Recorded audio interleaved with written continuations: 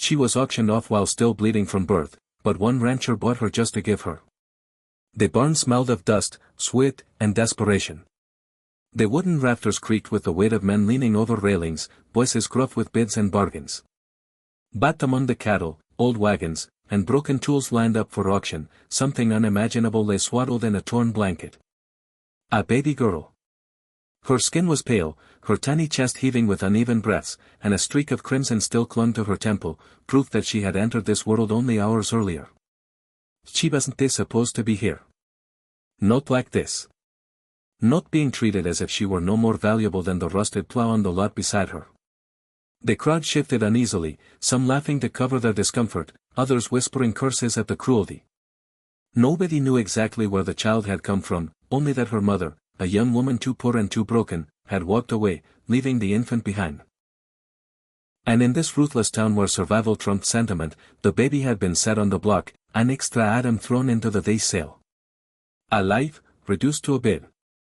The auctioneer cleared his throat, his voice cracking with an edge of shame he tried to hide. Lot 57, an infant girl. Who'd start the bidding? For a moment, silence fell over the room, heavy and suffocating. Men who would wrestle calves with bare hands avoided eye contact. Women shifted their shawls tighter, as if to block out the sight. A baby, helpless, crying softly, still bleeding from the very moment of her birth. What kind of world would measure her worth with a number? It was then that the creak of boots broke the silence. From the far back, where he had been leaning against a post, a rancher stepped forward. His name was Thomas Avery. Withered from years of sun and soil, his hands were calloused, his face etched with lines of hardship and honesty. It was no wealthy man, no hero by title. But his presence carried a quiet strength, the kind that made others turn when he moved. He lifted his hat slightly, his voice low but steady. "Eaj take her." The crowd turned, expecting him to laugh, to explain himself. But Thomas didn't smile. He reached into his pocket, pulled out a few worn bills, and placed them on the wooden rail. "No need for bids," he said firmly. "Sis not cattle. Sis a child. And no man here will put a price on her, not while I'm breathing." The auctioneer, caught between duty and relief, nodded quickly. "Sold. To Mr. Avery." And just like that, the room exhaled. Some muttered prayers, others wiped their eyes. The crowd dispersed, leaving Thomas standing alone with the tiny bundle. He lifted the baby gently, his big hands trembling as her cries weakened against his chest.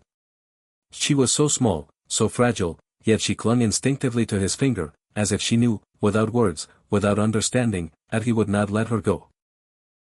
Thomas carried the baby home to his ranch on the edge of the valley. The ranch was simple, nothing more than a weathered house, a stretch of land dotted with cattle, and a sky that seemed endless. His wife, Mary, had passed years earlier, and the couple had never been blessed with children. The loneliness of his evenings had long been filled with the quiet work of tending animals and mending fences. But now, as he laid the infant in the crib Mary had once hoped to use, Thomas felt a stirring deep in his chest, a purpose he had not known in years. He named her Grace. Grace grew with the seasons, her laughter filling the corners of the ranch like sunlight through the barn slats.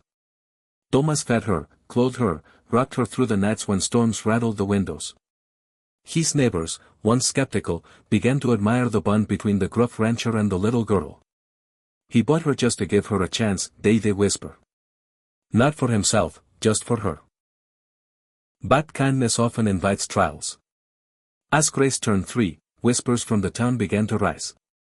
Some said she was cursed, that a child abandoned at birth carried bad luck. Others questioned Thomas' decision. What's an old man like him doing raising a girl that ain't even his blood? The gossip reached Grace eventually, in half-hidden snickers and careless words. One day, sitting on the porch, she asked with wide eyes, "Papa, why did you buy me?" Thomas set aside his hat, lifted her into his lap, and looked straight into her gaze. "I didn't buy you, Grace," he said softly. "I saved you. You weren't for sale, you were meant to be loved. And that's all you'll ever be here." She nestled into his chest, her little arms circling his neck. "Then I'll never leave you, Papa." Years passed, and the bond only deepened.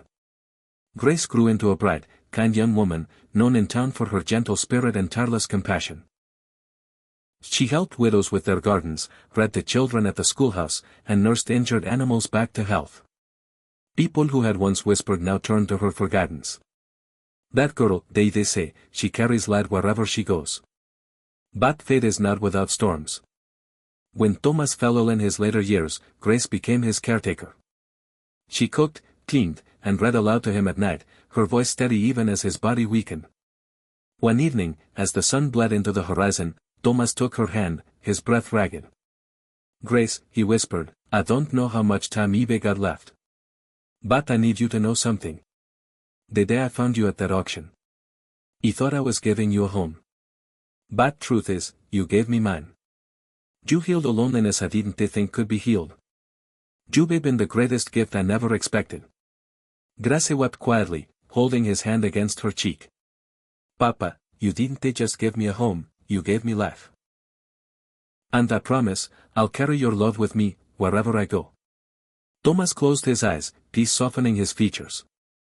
A man who had once walked this world alone had found family in the unlikeliest of ways, and left behind a legacy of love. When Thomas passed, the whole town gathered for his funeral. Ranchers, shopkeepers, teachers, and children stood shoulder to shoulder, their hats in hand, eyes wet with tears. Not because Thomas was wealthy or powerful, but because he had taught them something greater, that the measure of a man is not in what he owns, but in what he gives. Gracie, now a young woman of 20, stood before the crowd. Her voice shook at first, but then grew stronger, carrying across the valley. "My papa taught me that no one is too small to matter, and no one is too broken to be loved. It showed me that sometimes the bravest thing a person can do is to give, without asking for anything in return. It saved me when I had nothing. And in doing so, he gave this whole town a reminder of what love really means." The people bowed their heads, many silently vowing to live a little kinder, to look at the forgotten and the lost not as burdens, but as lives worth saving. And from that day on, whenever someone in town spoke of Thomas Avery, they didn't just say he was a rancher. They said he was the man who bought a baby at an auction, not to own her, not to raise her for his gain, but simply to give her a chance. Gracie carried that story with her for the rest of her days, telling it to her own children and grandchildren. And every time, she ended with the same words: "I was bleeding from birth, abandoned to a world that thought I had no value. But one man's kindness changed everything. And because of him, I know, without a shadow of a doubt, that love is never wasted."